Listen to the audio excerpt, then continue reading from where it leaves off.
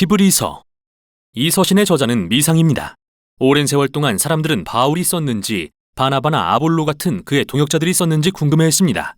하지만 정말로 알 수가 없습니다. 이 장을 보면 저자가 예수님의 제자들과 직접적인 관계가 있었다는 게 드러나는데, 그래서 이 서신이 사도들의 가르침에 기반을 둔다는 것을 알 수 있죠.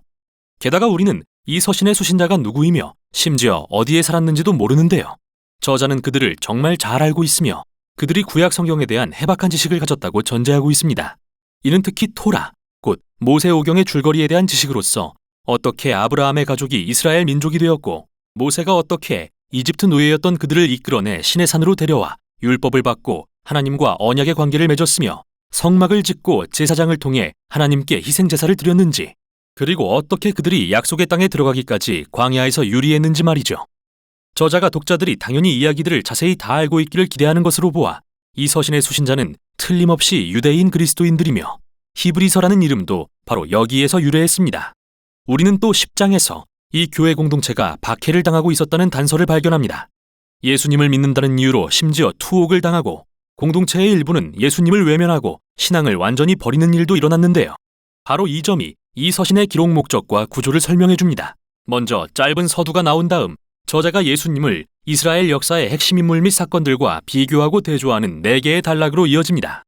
예수님은 첫째로 천사들 및 율법과 비교되시고, 둘째로는 모세 및 약속의 땅, 셋째로는 제사장들 및 멜기세덱, 그리고 마지막으로 희생제사 및 언약과 비교되십니다. 저자가 이렇게 대조한 데는 2가지 주요한 목적이 있습니다. 하나는 예수님을 그 누구 그 무엇보다 우월하신 분으로 높임으로써 모든 신뢰와 충성을 바칠 만한 분임을 입증하는 것입니다. 그러나 또 다른 목적은 독자들에게 박해에도 불구하고 예수님에 대한 믿음을 지키라고 도전하는 것입니다. 그래서 그는 단락마다 예수님을 저버리지 말라고 강하게 경고하죠. 그럼 이제부터 어떻게 전개되는지 들여다보죠. 서두는 첫 문장부터 예수님을 높이는 것으로 시작됩니다. 하나님께서 옛날에는 여러 가지 방법으로 우리 조상들에게 말씀하셨으나 이 마지막 날에는 아들을 통해 우리에게 말씀하셨습니다. 이로써 저자는 하나님께서 이스라엘에 당신을 계시하셨던 이전의 어떤 방법보다도 예수님이 뛰어나심을 말하고 있죠. 그러고 나서 그는 예수님이 하나님의 영광의 광채시며 하나님의 본체의 형상이시라는 놀라운 주장을 합니다. 이러한 비유는 예수님과 하나님의 신분을 최대한 가깝게 표현하기 위한 건데요. 하나님이 태양이시라면 예수님은 그 광채시고, 하나님이 인장반지시라면 예수님은 밀랍에 찍힌 형상이십니다. 저자에게 예수님과 분리된 하나님이란 없습니다. 예수님은 육신을 입고 아들이 되신 하나님입니다. 그리고 이렇게 예수님을 높이는 관점은 서신의 나머지 부분에서 일관되게 지속되는데요. 첫 번째 단락에서 저자는 예수님을 천사들과 비교합니다. 그런데 웬 천사? 좀 의아할 수도 있는데요. 유대 전통에서는 신명기 33장 2절을 바탕으로 율법과 하나님의 말씀이 천사들에 의해 시내산에서 모세에게 전달됐다고 가르쳤습니다. 따라서 예수님이 천사들보다 뛰어나시다고 말함으로써 저자는 예수님과 그분이 전하신 복음이 그 전에 하나님의 말씀을 전했던 어떤 존재보다 우월하심을 주장한 것입니다. 그리고 첫 번째 경고는 바로 이 점에서 발생합니다. 이스라엘이 천사들이 전달해준 율법에 주의를 기울이라는 명령을 받았다면 우리는 하나님의 아들이 선포하신 말씀에 얼마나 더 주의를 기울여야겠습니까? 그뿐만 아닙니다. 천사들보다 높으신 예수님의 지위를 생각할 때 그분이 그 높은 지위를 포기하고 인간이 되어 고난받고 죽으셨다는 사실이 얼마나 놀랍습니까? 예수님을 통해 우리는 하나님의 가장 큰 영광과 엄청난 겸손을 봅니다. 그분은 인간의 비극적인 운명을 불쌍히 여겨 친히 인간이 되셨죠. 3장과 4장으로 넘어가서 저자는 예수님이 모세보다 뛰어나시다고 주장합니다.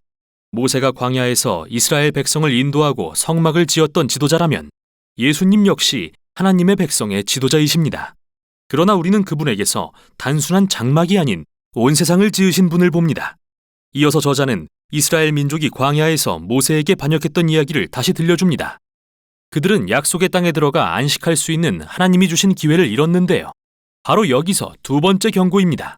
예수님이 모세보다 뛰어나시다면 우리가 그분에게 반역한 결과는 얼마나 더 크겠습니까? 우리 역시 하나님을 신뢰해야 하는 광야 같은 환경을 살고 있습니다. 소망이 하나님의 새 창조에 있기 때문이죠. 그러므로 우리는 광야에서 반역하여 하나님의 자비로운 제안을 놓쳤던 이스라엘처럼 되지 않아야 합니다. 5장부터 7장에서 이제 저자는 예수님을 아론의 자손인 이스라엘의 제사장들과 비교합니다. 그들의 역할은 하나님 앞에서 이스라엘 백성을 대표해 그들의 죄를 대속하고 덮기 위한 희생 제사를 드리는 일이었는데요. 그는 제사장들 역시 도덕적으로 흠이 있는 인간이라는 점을 지적합니다. 그래서 그들은 백성의 죄뿐만 아니라 자신들의 죄를 위해서도 끊임없이 제사를 드려야 했죠. 따라서 무언가가 더 필요했는데 그는 예수님이 바로 그 답이시라고 주장합니다. 예수님은 완전한 제사장이십니다. 그러나 아론의 자손이 아니라 고대 예루살렘의 신비로운 제사장 왕이었던 멜기세덱의 계통을 따르는 제사장이셨습니다. 그는 아브라함의 이야기들에 등장하는 인물이며 시편 110편에서도 다윗의 혈통에서 나실 메시아 왕이 멜기세덱의 계통을 따르는 영원한 제사장이라고 하는 걸 알 수 있죠. 곧 저자의 요지는 이것입니다. 예수님은 완전한 제사장 왕으로서 도덕적으로 흠이 없으시며 영원히 그분의 백성과 함께 하십니다. 이에 하나님과 인간 사이의 어떤 중재자보다도 뛰어난 분이신 것입니다. 따라서 이 단락의 경고는 이것입니다. 예수님을 거부하는 것은 하나님과 완전히 화목할 수 있는 최고이자 유일한 기회를 거부하는 것입니다. 그러니 그러지 마십시오. 이제 마지막 단락인 8장부터 10장으로 넘어갑니다. 저자는 예수님의 죽음이 어떻게 성전에 드려진 모든 동물의 희생제사보다 뛰어난 제사였는지 보여줍니다. 그 제물들은 계속해서 드려져야 했습니다.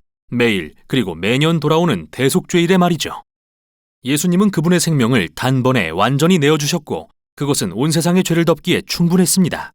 이에 저자는 독자들에게 예수님으로부터 떠나가지 말라고 경고합니다. 그건 하나님의 자비로운 용서를 거절하는 것과 같습니다.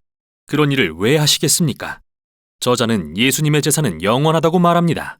그리고 그 희생은 예언서들에 기록된 것처럼 모든 죄를 사하는 새 언약의 기초가 됩니다. 지금까지 저자는 다양한 대조를 통해 예수님을 높였는데요. 마지막 단락에서는 예수님을 따르라는 큰 도전을 합니다. 자, 큰 그림을 떠올리세요. 예수님은 하나님의 말씀 자체시며 예수님은 새 창조에 대한 소망이십니다. 예수님은 영원한 제사장이며 완벽한 희생제물이십니다. 그러므로 이제 그들은 성경 이야기 곳곳에서 발견할 수 있는 믿음의 위대한 선진들을 따라야 합니다. 또 예수님에 대한 믿음을 지키고 어떤 환난과 핍박이 오더라도 하나님은 그분의 백성을 버리지 않으신다는 것을 믿어야 합니다. 그게 바로 저자가 여기 맨 끝에서 짤막한 권면의 말이라고 부르는 이 서신이 처음부터 끝까지 전하고자 하는 이야기입니다. 끝으로 히브리서를 읽는 데 도움이 될 조언을 추가합니다. 저자는 구약 말씀을 아주 많이 인용하는데요.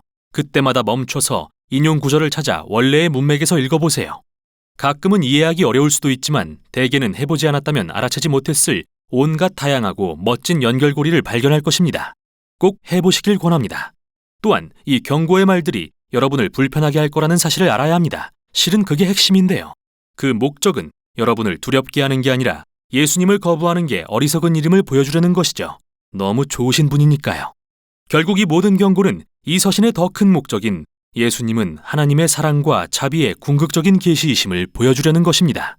이게 바로 히브리서가 전하는 내용입니다.